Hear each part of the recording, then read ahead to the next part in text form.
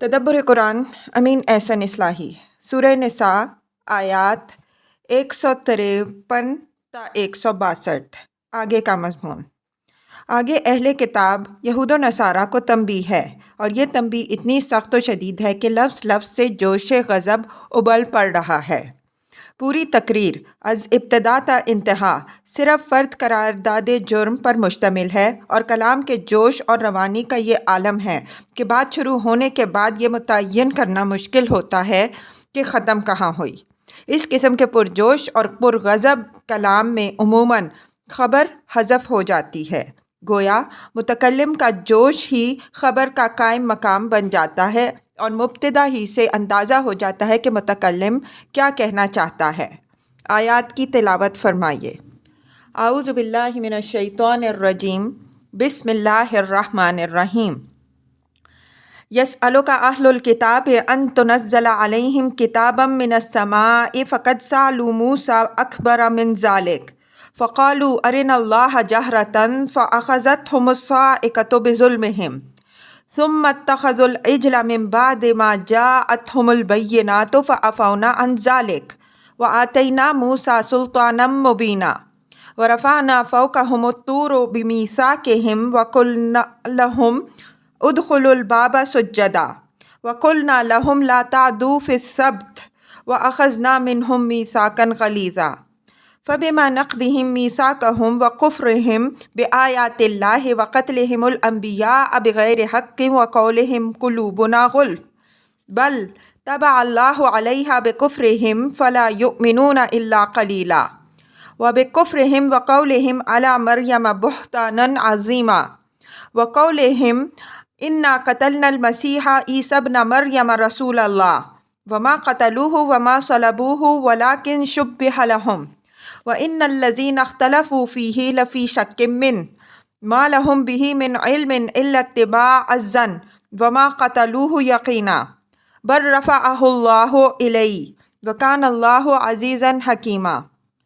وَإِن مِّنْ أَهْلِ الْكِتَابِ إِلَّا لَيُؤْمِنَنَّ بِهِ قَبْلَ مَوْتِهِ وَيَوْمَ الْقِيَامَةِ يَكُونُ عَلَيْهِمْ شَهِيدًا فَبِظُلْمٍ مِّنَ الَّذِينَ هَادُوا حَرَّمْنَا عَلَيْهِمْ طَيِّبَاتٍ أُحِلَّتْ لَهُمْ وَبِصَدِّهِمْ عَن سَبِيلِ اللَّهِ كَثِيرًا وَأَخْذِهِمُ الرِّبَا وَقَدْ نُهُوا عَنْهُ وَأَكْلِهِمْ أَمْوَالِ النَّاسِ بِالْبَاطِلِ وَأَعْتَدْنَا لِلْكَافِرِينَ مِنْهُمْ عَذَابًا أَلِيمًا لَكِنِ الرَّاسِخُونَ فِي الْعِلْمِ مِنْهُمْ والمؤمنون يؤمنون بما أنزل إليك وما أنزل من قبلك والمقيمين الصلاة والمؤتون الزكاة والمؤمنون بالله واليوم الآخر أولئك سنؤتيهم أجرا عظيما۔ ترجمہ۔ اہل کتاب تم سے یہ مطالبہ کر رہے ہیں کہ تم ان پر براہ راست آسمان سے ایک کتاب اتار دو۔ یہ تعجب کی بات نہیں۔ موسیٰ علیہ السلام سے تو انہوں نے اس سے بھی بڑا مطالبہ کیا تھا۔ انہوں نے مطالبہ کیا تھا کہ ہمیں تم اللہ کو کھلم کھلا دکھا دو، تو ان کو ان کی زیادتی کے باعث کڑک نے آ دبوچا۔ پھر نہایت واضح نشانیاں آ چکنے کے بعد انہوں نے گوسالے کو معبود بنا لیا۔ ہم نے اس سے درگزر کیا، اور موسیٰ علیہ السلام کو ہم نے نہایت واضح حجت عطا کی، اور ہم نے ان کے اوپر طور کو معلق کیا ان کے عہد کے ساتھ، اور ہم نے ان کو کہا کہ دروازے میں داخل ہو سر جھکائے ہوئے، اور ان کو کہا کہ سبت کے معاملے میں حکم عدولی نہ کرنا، اور ہم نے ان سے ایک مضبوط عہد لیا۔ پس بوجہ اس کے کہ انہوں نے اپنے عہد کو توڑا، بوجہ اس کے کہ انہوں نے اللہ کی آیات کا انکار کیا، بوجہ اس کے کہ انہوں نے انبیاء علیہم السلام کو ناحق قتل کیا، اور بوجہ اس کے کہ انہوں نے کہا کہ ہمارے دل تو بند ہیں،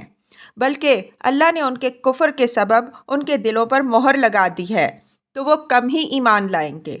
اور بوجہ ان کے کفر کے اور بوجہ ان کے مریم علیہ السلام پر ایک بہتان عظیم لگانے کے، اور بسبب ان کے اس دعوے کے کہ ہم نے مسیح ابن مریم علیہ السلام اللہ کے رسول کو قتل کیا، حالانکہ نہ تو انہوں نے اس کو قتل کیا نہ سولی دی، بلکہ معاملہ ان کے لیے گھپلا کر دیا گیا، اور جو لوگ اس کے بارے میں اختلاف کر رہے ہیں وہ اس معاملے میں شک میں پڑے ہوئے ہیں۔ ان کو اس بارے میں کوئی قطعی علم نہیں ہے، بس گمان کی پیروی کر رہے ہیں۔ قتل اس کو انہوں نے ہرگز نہیں کیا، بلکہ اللہ نے اس کو اپنی طرف اٹھا لیا، اور اللہ غالب اور حکمت والا ہے۔ اور اہل کتاب میں سے کوئی نہیں ہے جو اس کی موت سے پہلے اس کا یقین نہ کر لے، اور قیامت کے دن وہ ان پر گواہ ہوگا۔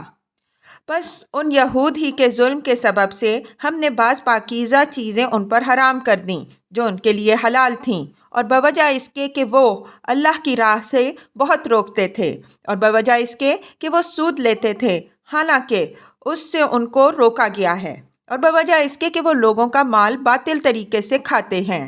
اور ہم نے ان میں سے کافروں کے لیے دردناک عذاب تیار کر رکھا ہے۔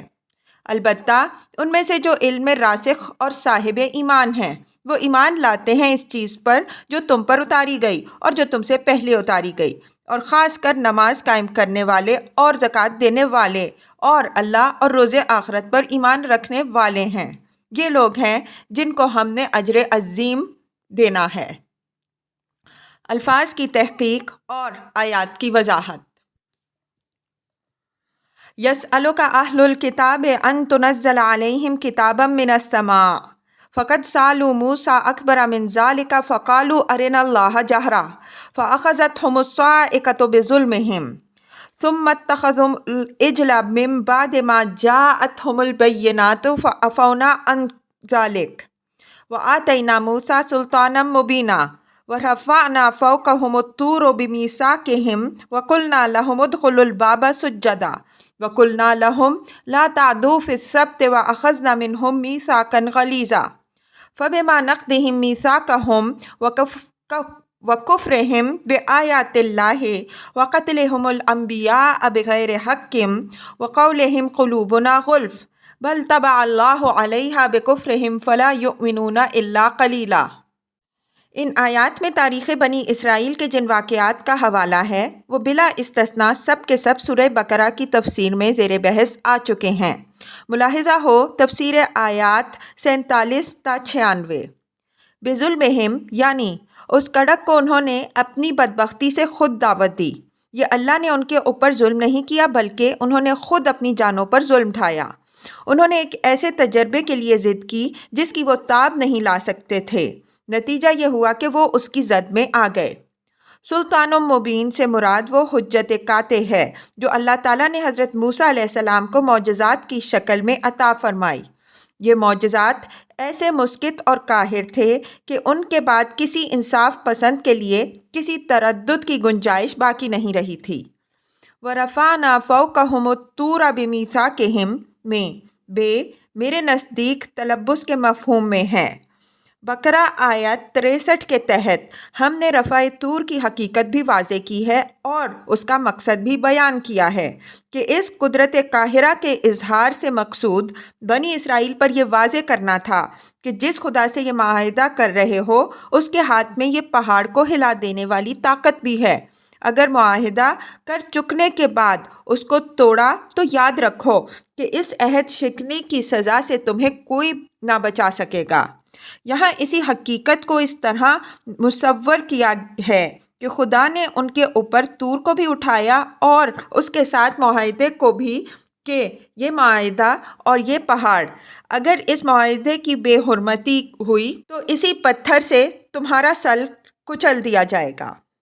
بل طبع اللہ علیہا جملہ معترضہ کی حیثیت رکھتا ہے۔ ان کے قول قلوبنا غلف کا مفہوم اور اس جملہ معترضہ کی بلاغت اور اس کی حقیقت سورہ بقرہ میں بیان ہو چکی ہے۔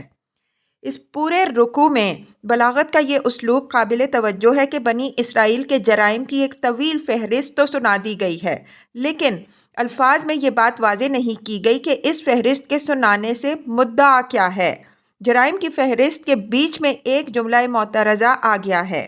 اور اس کے ختم ہوتے ہی پھر ان کے جرائم کے بیان کا سلسلہ شروع ہو گیا ہے۔ اس کے بعد اقتضائے کلام سے ایک اور طویل جملہ معترضہ آ گیا ہے اور اس کے بند ہوتے ہی پھر فہرست جرائم شروع ہو گئی ہے۔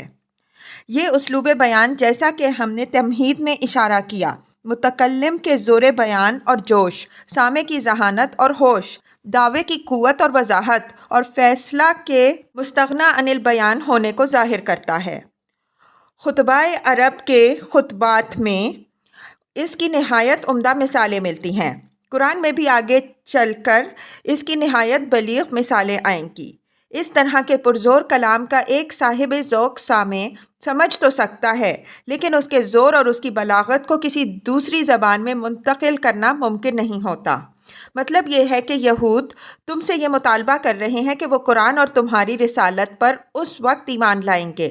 جب تم ان کے اوپر آسمان سے اس طرح ایک کتاب اتارو کہ وہ اس کو اترتے ہوئے خود اپنی آنکھوں سے دیکھیں۔ تم ان کے اس مطالبے پہ تعجب نہ کرو۔ یہ جن اسلاف کے خلف ہیں وہ اپنے پیغمبر سے اس سے بھی کہیں بڑھ چڑھ کر مطالبہ کر چکے ہیں۔ یہ تو صرف کتاب ہی اترتے دیکھنا چاہتے ہیں۔ انہوں نے تو یہ مطالبہ کیا تھا کہ تم ہمیں خدا کو کھلم کھلا دکھاؤ۔ جب تک تم خدا کو نہ دکھاؤ گے ہم یہ ماننے کے لیے تیار نہیں ہیں کہ وہ تم سے ہم کلام ہوتا ہے اور تم اس کے فرستادہ ہو۔ چنانچہ اس طرح انہوں نے خود اپنی شامت بلائی اور ان کو ایک کڑک نے آ دبوچا۔ پھر اس سے بھی عجیب تر بات یہ ہے کہ انہوں نے نہایت واضح معجزات دیکھنے کے بعد بھی ایک بچڑے کو معبود بنا لیا، لیکن ہم نے ان سے درگزر کیا اور موسیٰ علیہ السلام کو نہایت واضح حجت عطا کی تاکہ ان کے لیے کوئی عذر باقی نہ رہے۔ ہم نے ان سے میثاق لینے کے موقع پر ان کے سروں پر طور کو لٹکا دیا،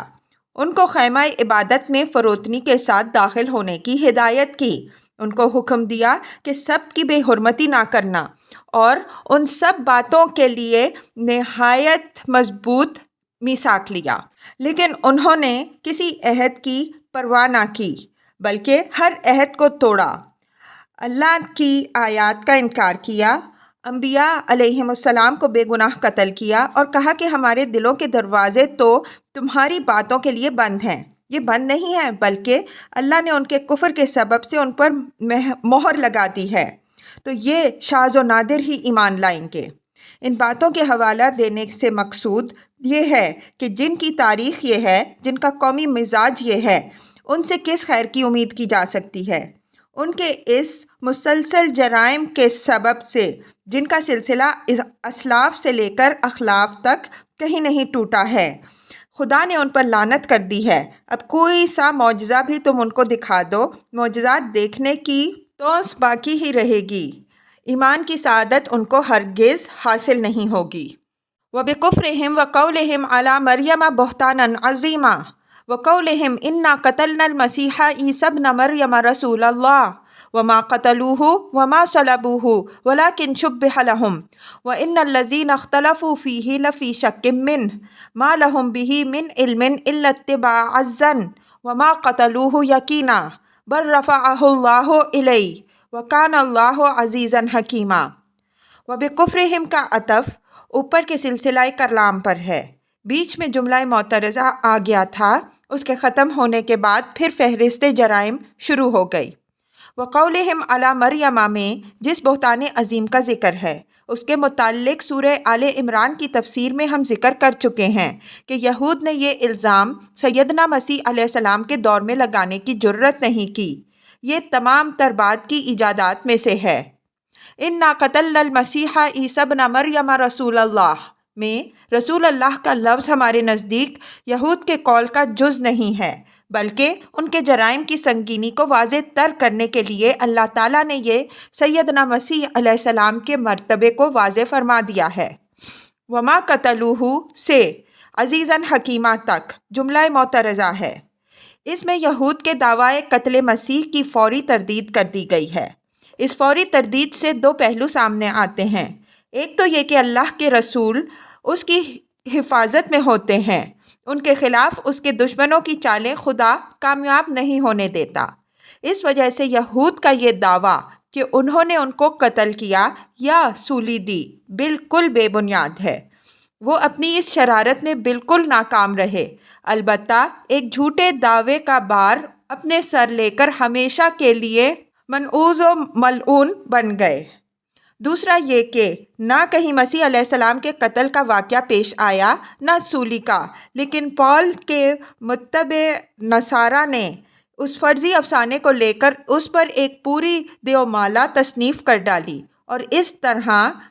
پرائی شگون پر خود اپنی ناک کٹوا بیٹھے۔ وَلَٰكِن شُبِّهَ لَهُمْ، یعنی یہود جو کچھ کرنا چاہتے تھے وہ تو کر نہ پائے، البتہ صورت حالات ایسی بنا دی گئی کہ وہ یہی سمجھے کہ انہوں نے مسیح علیہ السلام کو سولی دلوا دی ہے۔ یہ متعین کرنا مشکل ہے کہ اس کی شکل کیا ہوئی، جس واقعے کے بارے میں خود ان لوگوں کے درمیان، جیسا کہ انجیلوں سے ثابت ہے، شدید اختلاف ہو جو اس وقت موجود تھے۔ اب 2000 سال کے بعد اس کی شکل متعین کرنے کی کوشش کرنا محض اٹکل کے تیر تکے چلانا ہے۔ قطعی بات بس اتنی ہی ہے جو قرآن نے بتا دی ہے کہ مسیح علیہ السلام کو یہود نہ تو قتل کر سکے نہ سولی دے سکے، بلکہ معاملہ ان کے لیے گھپلا کر دیا گیا۔ واقعے کی جو روح داد انجیلوں میں موجود ہے اس سے چند باتیں بالکل واضح طور پر سامنے آتی ہیں۔ ایک یہ کہ اس وقت ملک پر رومیوں کی حکومت تھی اور وہی تمام سیاسی و تعزیری اختیارات کے مالک تھے۔ دوسری یہ کہ رومی حکام اور پولیس کو نہ صرف یہ کہ حضرت مسیح علیہ السلام کو سولی دینے سے کوئی دلچسپی نہ تھی، بلکہ رومی حاکم پونٹس پائلٹ اور دوسرے حکام اس ظلم کی ذمہ داری کسی طرح بھی اپنے اوپر لینے کے لیے تیار نہیں تھے۔ تیسری یہ کہ گرفتاری اور سزا کے وقت کے جو حالات بیان کیے گئے ہیں وہ ایسے ہنگامہ خیز ہیں کہ ایسے حالات کے اندر عوام کو ہر بات باور کرائی جا سکتی تھی اور وہ بڑی آسانی سے جھوٹ کو سچ اور سچ کو جھوٹ مان سکتے تھے۔ چوتھی یہ کہ سولی کے مزعومہ واقعے کے بعد بھی انجیلوں سے ثابت ہے کہ حضرت مسیح علیہ السلام کے شاگردوں نے ان کو دیکھا۔ پانچویں یہ کہ سیدنا مسیح علیہ السلام کے وعظوں، ان کے معجزوں اور ان کے کارناموں کی تو بڑی دھوم تھی، لیکن اس وقت تک صورتاً نہ وہ عوام ہی میں اچھی طرح متعارف تھے اور نہ رومی حکام اور ان کی پولیس کے آدمی ان کو پہچانتے تھے۔ چھٹی یہ کہ خود نصارہ بھی، بلکہ ان کی ایک جماعت شروع سے اس بات کی قائل رہی کہ سولی حضرت مسیح علیہ السلام کو نہیں دی گئی تھی، بلکہ ایک اور ہی شخص کو دے دی گئی تھی، لیکن مشہور یہ کر دیا گیا کہ انہی کو سولی دی گئی ہے۔ ان تمام باتوں کے دلائل خود انجیلوں میں موجود ہیں اور نہایت آسانی سے ہم ان کو جمع کر سکتے ہیں، لیکن اس سے بس اتنی ہی بات ثابت ہوگی جو قرآن نے بتا دی ہے کہ معاملہ ان کے لیے گھپلا کر دیا گیا۔ رہا یہ سوال کہ اس گھپلے کی شکل کیا ہوئی، تو اس باب میں جو کچھ بھی کہا جائے گا اس کی حیثیت ظن و گمان سے زیادہ کچھ نہیں ہے، اور ہم گمان کے پیچھے پڑنا پسند نہیں کرتے۔ وَإِنَّ الَّذِينَ اخْتَلَفُوا فِيهِ سے مراد نصارہ ہیں۔ چنانچہ واقعہ یہ ہے کہ نصارہ نے نفس واقعے سے متعلق بھی، جیسا کہ ہم نے اوپر اشارہ کیا، بڑا اختلاف ہے، اور اس پر جو دیومالا انہوں نے تصنیف کی ہے اس میں بھی بڑے اختلافات ہیں، اور یہ اختلاف قدرتی نتیجہ ہے اس بات کا کہ انہوں نے اپنے سارے علم کلام کی بنیاد حقیقت کے بجائے محض ظن پر رکھی، اور اس طرح جس سولی سے اللہ تعالیٰ نے سیدنا مسیح علیہ السلام کو محفوظ رکھا، نصارہ نے اس پر خود چڑھ کر خودکشی کر لی۔ بل رفعہ اللہ الیہ وکان اللہ عزیزاً حکیما۔ رفعہ اللہ الیہ کے ٹکڑے پر ہم سورہ آل عمران کی تفسیر میں بحث کر چکے ہیں۔ وہاں ہم نے یہ بات بھی واضح کر دی تھی کہ اس سے مجرد ترقی کے درجات و مراتب لینا عربیت کے خلاف ہے۔ عزیز و حکیم کی صفات کے حوالے سے مقصود یہاں یہ ہے کہ خدا جب کسی کام کو کرنا چاہے تو وہ اپنے ارادے پر غالب ہے، اس کے لیے کوئی راہ بھی بند نہیں ہے، وہ جہاں سے چاہے اپنی تدبیر و حکمت سے راہ کھول لیتا ہے۔ یہ امر ملحوظ رہے کہ اصل مسئلہ زیر بحث ان آیات میں حضرت مسیح علیہ السلام کے قتل یا سولی کی تردید یا ان کے رد و قبول کا نہیں ہے۔ یہ بات، جیسا کہ ہم نے اشارہ کیا، محض ایک ضمنی بات کے طور پر سلسلہ کلام کے بیچ میں آ گئی ہے۔ اصل سلسلہ کلام جو یسألک اہل الکتاب سے چلا آ رہا ہے وہ یہ ہے کہ اہل کتاب قرآن اور حضرت صلی اللہ علیہ وسلم کی رسالت پر ایمان نہ لانے کے لیے جو بہانے بنا رہے ہیں، وہ سب بہانے ان کی اس خوئے بد کے کرشمے ہیں جو ابتدا ہی سے ان کی سرشت میں داخل ہے، انہوں نے ایک سے ایک بڑھ کر معجزے دیکھے، لیکن کوئی معجزہ ان کو مطمئن نہ کر سکا۔ انہوں نے ہمیشہ عہد شکنی کی، ہمیشہ تکذیب کی اور ہر حق کا مقابلہ ضد اور مکابرت، تکبر اور سرکشی سے کیا، یہاں تک کہ مریم علیہ السلام پر بہتان لگایا اور خدا کے رسول مسیح علیہ السلام ابن مریم کے قتل کے خود مدعی ہیں۔ جب بات یہاں تک پہنچی تو ضمنی طور پر قتل اور سولی کے واقعے کی تردید فرما دی، اور ساتھ ہی نصارہ کو بھی تنبیہ فرما دی کہ انہوں نے بھی بے سمجھے بوجھے اسی جھوٹ کو سچ مان کر اس پر پورے علم کلام کا محل تعمیر کر دیا۔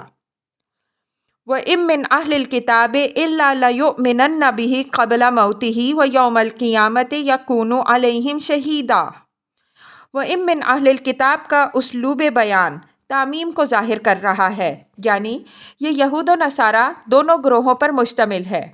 اگرچہ اوپر سے ذکر یہود ہی کا چلا آ رہا تھا، لیکن چونکہ جملہ معترضہ میں جیسا کہ ہم نے اوپر اشارہ کیا ہے نصارہ کی حماقت کا بھی ذکر آ گیا تھا، اس وجہ سے ان کے حوالے کے لیے بھی تقریب پیدا ہو گئی، اور یہاں جو بات بیان ہوئی ہے وہ دونوں گروہوں سے بحیثیت گروہ کے متعلق ہے، بحیثیت افراد کے نہیں۔ لَيُؤْمِنَنَّ میں لام تاکید اور قسم کا ہے، اور ایمان کا لفظ یہاں یقین کرنے کے معنی میں ہے۔ دین میں معتبر ایمان صرف وہ ہے جو یقین، تصدیق اور اقرار تینوں اجزاء پر مشتمل ہو۔ اس کے علاوہ ایک وہ ایمان ہے جس کے اندر یقین اور تصدیق کے اجزاء تو نہیں پائے جاتے، لیکن اظہار و اقرار کا جزو پایا جاتا ہے، یہ منافقین کا ایمان ہے۔ اسی طرح ایک وہ ایمان ہے جس کے اندر یقین تو پایا جاتا ہے، لیکن اس کے اندر تصدیق اور اقرار کے اجزاء مقصود ہوتے ہیں،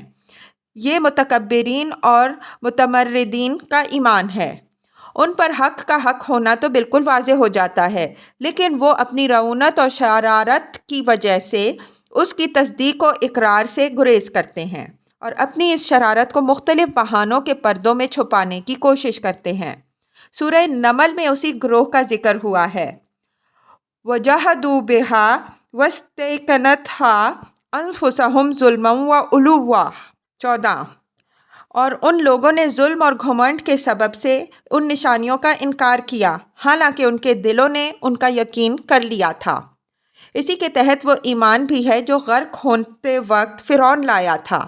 ہر چند اس کے ایمان میں ایمان کے تمام اجزاء موجود تھے، لیکن جو ایمان پانی سر سے گزر چکنے کے بعد لایا جائے اس ایمان کا دین میں کوئی درجہ نہیں۔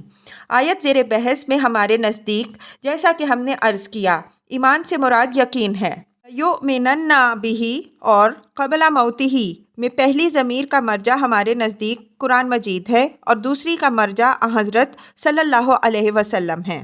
مطلب یہ ہے کہ آج یہ اہل کتاب قرآن اور نبی کی صداقت تسلیم کرنے کے لیے یہ شرط ٹھہراتے ہیں کہ وہ آسمان سے کتاب اترتی ہوئی دکھائیں، تب وہ یقین کریں گے کہ قرآن فی الواقع اللہ کی کتاب ہے اور محمد صلی اللہ علیہ وسلم واقعی اللہ کے رسول ہیں، اور اس ہیلے سے وہ ان تمام عقلی، نقلی، فطری اور تاریخی دلائل کو نظر انداز کر رہے ہیں جو قرآن اور پیغمبر صلی اللہ علیہ وسلم کی صداقت کے ثبوت میں موجود ہیں۔ لیکن وہ وقت ابھی دور نہیں ہے جب یہ یہود اور نصارہ قرآن اور پیغمبر صلی اللہ علیہ وسلم کی کہی ہوئی ایک ایک بات کو واقعات کی شکل میں اپنی آنکھوں سے دیکھ لیں گے، اور قرآن ان کے لیے جس رسوائی و نامرادی اور جس ذلت و شکست کی خبر دے رہا ہے وہ پیغمبر صلی اللہ علیہ وسلم کے دنیا سے اٹھنے سے پہلے پہلے اس طرح ان کی آنکھوں کے سامنے آ جائے گی کہ اس کو جھٹلانا ان کے لیے ممکن نہیں رہے گا، اگرچہ ایمان کی سعادت ان کو یہ سب کچھ دیکھنے کے بعد بھی حاصل نہیں ہوگی۔ یہ امر یہاں ملحوظ رہے کہ یہ جملہ قسمیہ ہے، اس وجہ سے اس کو مجرد خبر یا جملے کے مفہوم میں لینا ٹھیک نہیں ہے۔ اس کا صرف یہ مفہوم نہیں ہے کہ پیغمبر صلی اللہ علیہ وسلم کے دنیا سے اٹھنے سے پہلے پہلے یہ لوگ قرآن کا یقین کر لیں گے، بلکہ اس کے اندر تہدید اور وعید بھی ہے، یعنی آج جو باتیں دلیل سے انہیں سمجھائی جا رہی ہیں لیکن ان کی سمجھ میں نہیں آ رہی ہیں، کل واقعات کی شکل میں جب ان کے سامنے آ جائیں گی تب یہ کیا کریں گے؟ اس وقت تو انہیں ماننی ہی پڑیں گی، اگرچہ وہ زبانوں سے لاکھ انکار کریں۔ یہاں یہ بات یاد رکھنے کی ہے کہ سلف میں سے اکرما پہلی ضمیر کا مرجع حضرت صلی اللہ علیہ وسلم کو مانتے ہیں، لیکن عام طور پر لوگوں نے اس بعد کے سبب سے جو ایک طویل جملہ معترضہ نے پیدا کر دیا ہے، اس قول کو اہمیت نہیں دی۔ حالانکہ جملہ معترضہ سے جو بعد پیدا ہوتا ہے وہ قابل لحاظ نہیں ہوتا۔ ایسی صورت میں اس کے صرف نظر کر کے سلسلہ کلام کو ملحوظ رکھنا پڑتا ہے۔ وَيَوْمَ الْقِيَامَةِ يَكُونُ عَلَيْهِمْ شَهِيدًا، یہ اس شہادت کا ذکر ہے جو نبی صلی اللہ علیہ وسلم قیامت کے دن ان تمام لوگوں پر دیں گے جن پر آپ نے اس دنیا میں دین حق کی شہادت دی ہے۔ اس شہادت کا ذکر اسی سورہ کی آیت 41 میں گزر چکا ہے، اور وہاں ہم نے وضاحت کے ساتھ اس پر بحث کی ہے۔ یہ شہادت اگرچہ تمام انبیاء اپنی اپنی امتوں پر دیں گے، چنانچہ حضرت مسیح علیہ السلام جو شہادت دیں گے اس کا ذکر بھی مائدہ کی آیات 116 تا 117 میں ہوا ہے، لیکن حضرت صلی اللہ علیہ وسلم چونکہ خاتم الانبیاء ہیں اور آپ صلی اللہ علیہ وسلم نے یہود اور نصارہ اور اہل عرب سب پر یہ واضح فرمایا ہے کہ اللہ کا اصل دین کیا ہے، اس وجہ سے آپ صلی اللہ علیہ وسلم ہی کا یہ منصب ہے کہ آپ صلی اللہ علیہ وسلم قیامت کے دن یہ بتائیں گے کہ آپ صلی اللہ علیہ وسلم نے لوگوں کو اللہ کی طرف سے کیا بتایا، اور آپ صلی اللہ علیہ وسلم کی اسی شہادت سے لوگوں پر حجت قائم ہوگی۔ یہ جملہ بھی ہمارے نزدیک اسی تہدید و وعید کا حامل ہے جس کا حامل پہلا جملہ ہے، یعنی پیغمبر صلی اللہ علیہ وسلم کی صداقت اور حقانیت اس دنیا میں بھی ان اہل کتاب پر اس طرح واضح ہو جائے گی کہ ان کے لیے مجال انکار باقی نہ رہے گی، اور آخرت میں بھی آپ صلی اللہ علیہ وسلم شہادت دیں گے کہ یہود و نصارہ کی ایک ایک ضلالت پر آپ صلی اللہ علیہ وسلم نے ان کو اچھی طرح متنبع کر دیا تھا۔ ان تنبیہات کے بعد بھی اگر یہ انہی گمراہیوں میں پڑے رہے تو یہ ان کی اپنی ذمہ داری ہے، ان پر حجت تمام ہو چکی ہے۔ فَبِظُلْمٍ مِّنَ الَّذِينَ هَادُوا حَرَّمْنَا عَلَيْهِمْ طَيِّبَاتٍ أُحِلَّتْ لَهُمْ وَبِصَدِّهِمْ عَن سَبِيلِ اللَّهِ كَثِيرًا وَأَخْذِهِمُ الرِّبَا وَقَدْ نَهُوا عَنْهُ وَأَكْلِهِمْ أَمْوَالَ النَّاسِ بِالْبَاطِلِ وَأَعْتَدْنَا لِلْكَافِرِينَ مِنْهُمْ عَذَابًا أَلِيمًا۔ فَبِظُلْمٍ مِّنَ الَّذِينَ هَادُوا حَرَّمْنَا عَلَيْهِمْ میں لفظ ظلم کی تقدیم سے یہ مفہوم پیدا ہوتا ہے کہ وہ یہود پر حلال چیزیں جو حرام ہوئیں تو یہ بھی خود انہی کے اپنے نفس پر ظلم کرنے کے سبب سے حرام ہوئیں۔ اللہ نے ان پر کوئی ظلم نہیں کیا۔ جائز چیزوں کے حرام کیے جانے کی ان کے ہاں جو صورتیں پیدا ہوئیں ان پر ہم بقرہ کی تفسیر میں بھی گفتگو کر چکے ہیں، اور آل عمران کی آیت 50 کے تحت بھی اس پر بحث ہو چکی ہے۔ وَأَخْذِهِمُ الرِّبَا وَقَدْ نُهُوا عَنْهُ، سود کی حرمت کا صریح حکم احبار باب 25 آیات 35 تا 48 میں ملاحظہ ہو۔ وَأَكْلِهِمْ أَمْوَالَ النَّاسِ بِالْبَاطِلِ کے مفہوم پر اسی سورہ کی آیت 29 کے تحت گفتگو ہو چکی ہے۔ ان باتوں کا تعلق بھی یہود کی اسی فہرست جرائم سے ہے جو اوپر گزر چکی ہے۔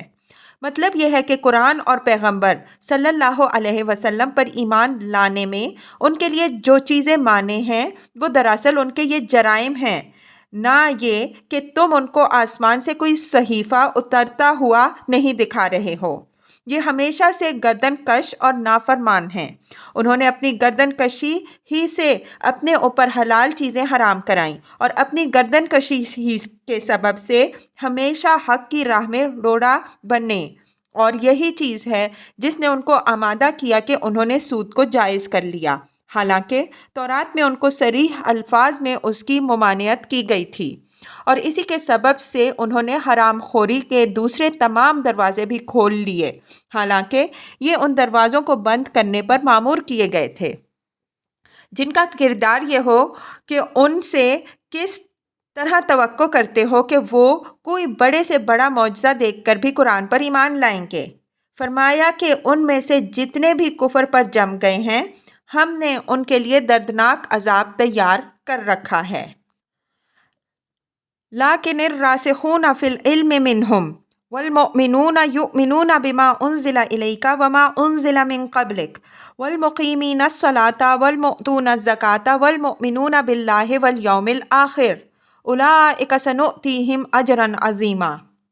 لیکن الراسخون فی العلم منہم والمؤمنون، راسخون فی العلم سے مراد وہ علماء ہیں جن کے قدم علم شریعت میں خوب جمے ہوئے، جو عقیدہ اور عمل ہر چیز میں راسخ اور کردار و اخلاق ہر پہلو سے زیادہ مستقیم پر استوار تھے۔ یہود میں علماء کم نہ تھے، بے شمار تھے، لیکن شریعت ان کے لیے بس ایک نمائشی جامے کی حیثیت رکھتی تھی جس کو پہن کر وہ باہر بازاروں میں عوام میں نکلا کرتے تھے۔ ان کے فکر و نظر، ان کے قلب و روح سے اس علم کا کوئی تعلق نہیں تھا۔ یہ علماء ان تمام جرائم میں جو اوپر مذکور ہوئے اپنی قوم کے ساتھ نہ صرف شریک تھے بلکہ وہی ان میں ان کے مرشد تھے۔ اس وجہ سے ان سے تو اگر کسی چیز کی توقع کی جا سکتی تھی تو صرف اسی چیز کی کہ وہ قرآن اور پیغمبر صلی اللہ علیہ وسلم کی مخالفت میں اپنی قوم کی پیشوائی کریں۔ البتہ ان میں جو نفوس قدسیہ حکمت دین کی لذت سے آشنا تھے، ان کے قدم علم شریعت میں راسخ تھے۔ اس وجہ سے ان کو اپنی قوم کی متفقہ مخالفت کے طوفان کے مقابلے کے لیے کھڑے ہونے کی اللہ تعالیٰ کی طرف سے توفیق ملی۔ یہاں انہی نفوس قدسیہ کو عام علماء یہود سے ممتاز کرنے کے لیے علماء کے بجائے راسخون فی العلم کے لقب سے مشرف فرمایا ہے، یعنی یہ آندھی کے خشوخاشاک کی طرح ہوا کے رخ پر اڑنے والے نہیں ہیں بلکہ چٹانوں کی طرح اپنے موقف حق پر جمنے والے ہیں۔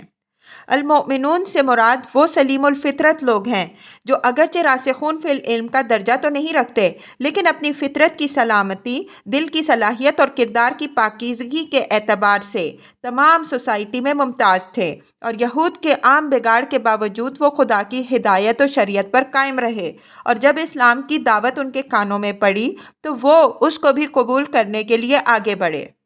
یؤمنون بما انزل الیک وما انزل من قبلک، یہ خبر ہے، یعنی یہ راسخین فی العلم علماء اور سلیم الفطرت لوگ اس قرآن پر بھی ایمان لاتے ہیں اور اس سے پہلے کی کتاب پر بھی ایمان رکھتے ہیں۔ اہل کتاب کا یہی گروہ ہے جس کی تعریف جگہ جگہ قرآن نے فرمائی ہے۔ آل عمران کی آیت 113 کے تحت بھی اس گروہ کا ذکر گزر چکا ہے۔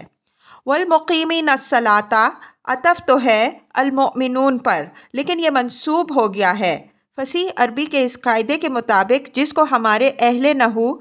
علی سبیل الاختصاص یا علی سبیل المدح کی اصطلاح سے تعبیر کرتے ہیں، شعرائے عرب کے کلام میں اس کی مثالیں کثرت سے موجود ہیں۔ اسلوب کی اس تبدیلی کا لفظی اثر تو سامع پر یہ پڑتا ہے کہ یہ تنوع اس کو لفظ پر متوجہ کر دیتا ہے، اور معنوی فائدہ یہ ہوتا ہے کہ محض اسلوب کی تبدیلی سے بغیر ایک حرف کے اضافے کے اس کے اندر اختصاص اور تعریف کا مضمون پیدا ہو جاتا ہے۔ مثلاً یہی لفظ اپنے عام اسلوب کے مطابق والمقیمون الصلاۃ ہوتا تو اس کے معنی صرف یہ ہوتے کہ وہ نماز قائم کرنے والے، لیکن جب اسلوب بدل کر المقیمین الصلاۃ کہہ دیا تو اس کے معنی یہ ہو گئے کہ اور خاص طور پر نماز قائم کرنے والے، جس سے ان موصوفین کی غیر معمولی تعریف اور ان کی خصوصیت بھی واضح ہوئی، اور نماز کی وہ اہمیت و عظمت بھی جو دین کے نظام میں اس کو حاصل ہے۔ اس اسلوب کی ایک نہایت عمدہ مثال سورہ بقرہ میں بھی گزر چکی ہے۔ وہاں فرمایا ہے وَالْمُوفُونَ بِعَهْدِهِمْ إِذَا عَاهَدُوا وَالصَّابِرِينَ فِي الْبَأْسَاءِ وَالضَّرَّاءِ وَحِينَ الْبَأْسِ، بقرہ 177۔ اور اپنے عہد کو پورا کرنے والے ہیں جبکہ عہد کر بیٹھیں، اور خاص کر وہ لوگ جو ثابت قدم رہنے والے ہیں فقر و فاقہ، جسمانی تکالیف اور جنگ کی آزمائشوں میں۔ یہاں بھی دیکھ لیجئے والصابرین معطوف تو ہے والموفون پر، اس اعتبار سے اس کو والصابرون ہونا چاہیے تھا، لیکن اسی قاعدے کے مطابق جس کا ہم نے اوپر حوالہ دیا الصابرین ہو گیا۔ یہاں حکمت دین کے اس رمز کو سمجھنے کے لیے شریعت میں صبر اور نماز کا کیا درجہ ہے۔ آیت استعینوا بالصبر والصلاۃ الآیہ کی تفسیر جو سورہ بقرہ میں گزر چکی ہے پڑھ لیجئے تاکہ بات اچھی طرح سمجھ میں آ جائے کہ ان دونوں چیزوں کے اس اہتمام و تاکید کے ساتھ ذکر کرنے کی کیا وجہ ہے۔ جہاں تک صبر کا تعلق ہے، یہ ایک کھلی ہوئی حقیقت ہے کہ جس شخص کے اندر صبر کی صفت نہ ہو اس کے دین کی عمارت تمام تر ریت پر ہے، وہ کسی بھی جھٹکے سے آسانی سے گر سکتی ہے۔ رہی نماز تو در حقیقت یہی وہ چیز ہے جو اس عہد کی برابر یاد دہانی کرتی ہے جو بندہ اپنے رب سے کرتا ہے۔ اس وجہ سے جو شخص اس کو ضائع کر دے گا وہ بالآخر پورے دین کو ضائع کر بیٹھے گا۔ یہود کے متعلق قرآن میں بیان ہوا ہے کہ انہوں نے نماز بالکل ضائع کر دی تھی۔ اضاعوا الصلاۃ سورہ مریم آیت 59، جس کا نتیجہ یہ ہوا کہ وہ پورے دین ہی سے ہاتھ دھو بیٹھے۔ ان میں سے صرف وہی لوگ دین پر قائم رہے جو نماز پر قائم رہے، اور یہی لوگ ہیں جو بالآخر اسلام کی دعوت قبول کرنے والے بھی بنے۔ اسی گروہ کا ذکر آل عمران میں اس طرح ہوا ہے: لیسوا سواء من اہل الکتاب امۃ قائمۃ یتلون آیات اللہ آناء اللیل وہم یسجدون۔ 113، سب اہل کتاب یکساں نہیں ہیں، ان میں سے ایک گروہ ایسے لوگوں کا بھی ہے جو دین پر قائم ہیں، شب کے وقتوں میں آیات الہی کی تلاوت کرتے ہیں اور سجدے کرتے ہیں۔ والمؤمنون باللہ والیوم الآخر بالکل بقرہ کی آیت 4 وبالآخرۃ ھم یوقنون کی طرح ہے۔ جس طرح وہاں یؤمنون بالغیب اور دوسری صفات کے ذکر کے بعد بظاہر اس ٹکڑے کی ضرورت باقی نہیں رہی تھی، لیکن یقین آخرت کو جو تمام خیر و تقویٰ کا اصل محرک ہے نمایاں کرنے کے لیے اس کا ذکر فرمایا، اسی طرح یہاں بھی بظاہر والمؤمنون کے بعد دوبارہ اس کے اعادے کی ضرورت نہیں تھی، لیکن آخرت کی تذکیر کے لیے اس کا اعادہ فرمایا، اس لیے کہ دین میں تمام زندگی اور حرکت آخرت پر ایمان ہی سے ہے۔